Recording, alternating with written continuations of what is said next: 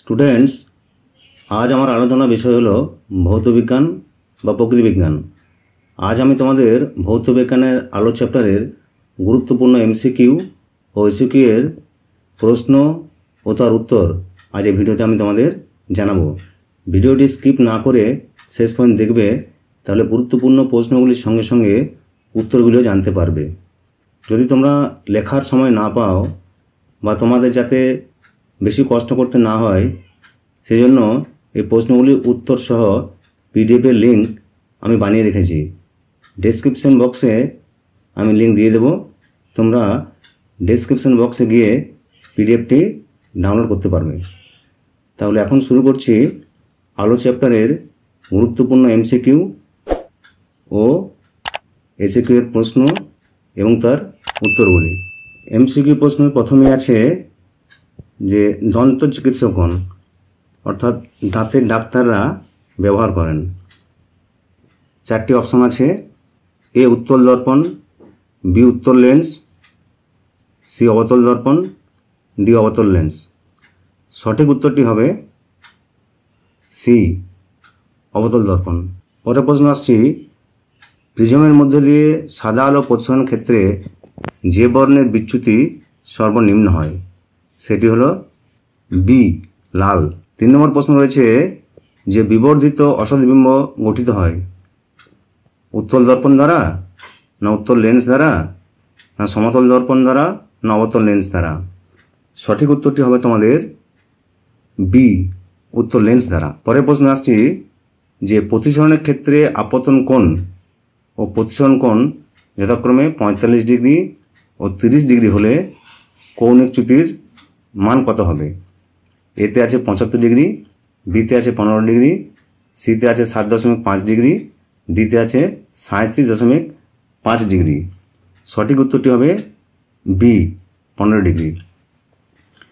পরের প্রশ্ন আসছি, কোন রশ্মিটির তরঙ্গদৈর্ঘ্য সবচেয়ে বেশি?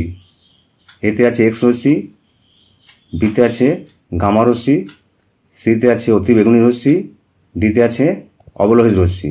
সঠিক উত্তরটি হবে ডি অবলোহিত রশ্মি। আসছি পরের প্রশ্নে, একটি পাতলা উত্তল লেন্সের আলোক কেন্দ্র ও ফোকাসের মধ্যে একটি বস্তু রাখা আছে।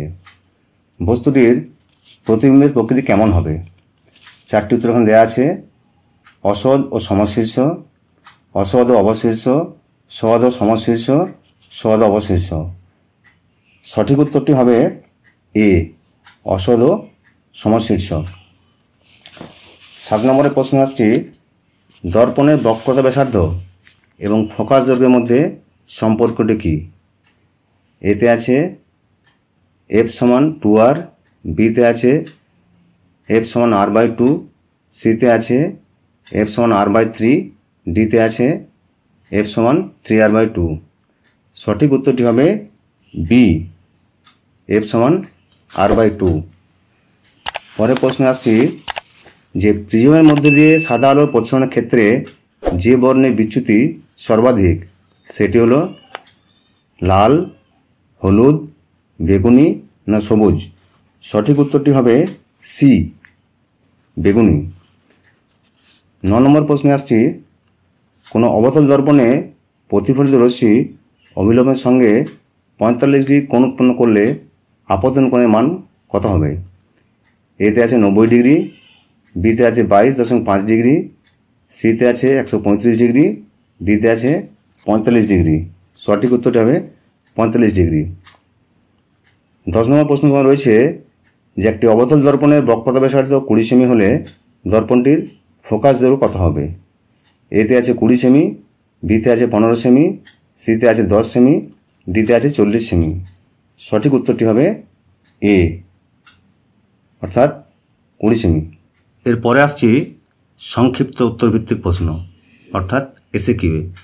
এসিকিউ তোমাদের প্রথমেই রয়েছে, আলোর বিচ্ছুরণের একটি প্রাকৃতিক দৃষ্টান্ত দাও। উত্তরটি হবে রামধনু। পরের প্রশ্ন আসছে, একটি আলোক রশ্মি অবতল দর্পণের বক্রতা কেন্দ্রের মধ্য দিয়ে গেলে আপতন কোণ কত হবে? উত্তরটি হবে 0 ডিগ্রি।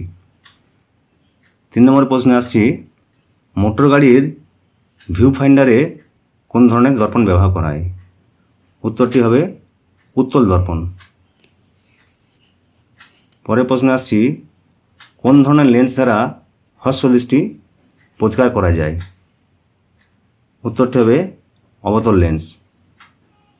তারপরে প্রশ্ন আছে, মোটর গাড়ির হেডলাইটে কোন ধরনের দর্পণ ব্যবহার করা হয়? উত্তরটি হবে অবতল দর্পণ।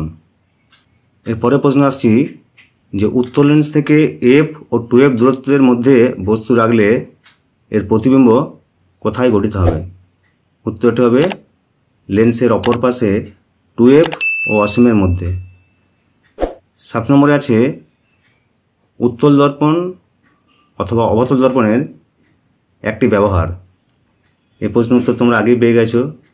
3 নম্বর প্রশ্নে রয়েছে, যেমন ধরো মোটর গাড়ির ভিউ ফাইন্ডারে, সেখানে উত্তল দর্পণ ব্যবহার করা হয়। আর তারপরে পেয়েছো 5 নম্বর প্রশ্নে মোটর গাড়ির হেডলাইটে অবতল দর্পণ ব্যবহার করা হয়। একটি প্রিজমের কয়টি আয়তাকার তল আছে? উত্তরটি হবে একটি। তারপরে প্রশ্ন রয়েছে, অবতল দর্পণের প্রধান অক্ষের সঙ্গে সমান্তরাল কোনো রশ্মি অবতল দর্পণের দ্বারা প্রতিফলনের পর কোন পথে যায়? তারপরে প্রশ্ন রয়েছে, গোলীয় দর্পণের মেরু বলতে কী বোঝায়? 11 নম্বর প্রশ্ন আছে, বায়ুমণ্ডল না থাকলে আকাশের রং কেমন হতো? উত্তরটি হচ্ছে যে বায়ুমণ্ডল না থাকলে আকাশের রং হতো কালো। পরের প্রশ্ন রয়েছে, লেন্সের ক্ষমতার একক কী? লেন্সের ক্ষমতার একক হলো ডয়প্টার। উত্তল লেন্স কোন শর্তে অসৎ বিম্ব গঠন করে?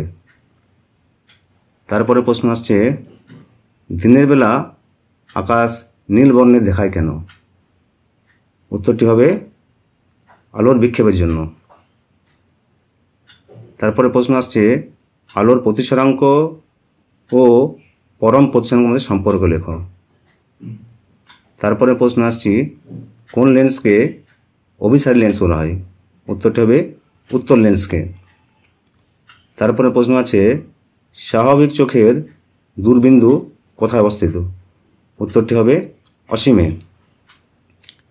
তারপরে প্রশ্ন আসছে, রেটিনার কোন অংশে আলোক সংবেদনশীল কোনো কোষ থাকে না? তারপরে প্রশ্ন আসছে, বিবর্ধক কাচে প্রতিবিম্বের প্রকৃতি কেমন হয়? বিবর্ধক কাচে প্রতিবিম্বের প্রকৃতি হবে বিবর্ধিত, অসৎ ও সমশীর্ষ। তারপরে প্রশ্ন আসছি, দ্বিনেত্র দৃষ্টি কাকে বলে? ভিডিওটি খুব লম্বা হয়ে যাবে, তাই সমস্ত প্রশ্নের উত্তর এখানে দেওয়া সম্ভব হলো না।